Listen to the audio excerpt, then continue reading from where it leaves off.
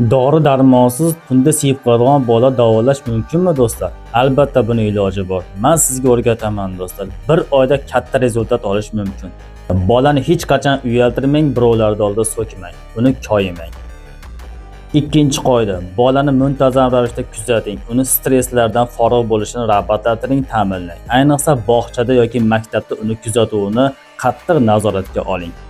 Uchinchisi, 18:00 dan keyin sho'r ovqat, shirinliklar yoki shunga o'xshagan suv, choylarda taqiqlang. Iloji bo'lsa butunlay cheklang. Har kuni yotishdan avval bir vaqtda hojatxonaga chiqishini ta'minlang va har kuni bir vaqtda 1 soatda uxlatishga o'rgating. Kunduzi qora sedana kapsulalari yoki qovoqni urug'idan ma'lum miqdorda oz miqdorda berib tursangiz bo'ladi. Ayniqsa ramashkali choy ayni muddao.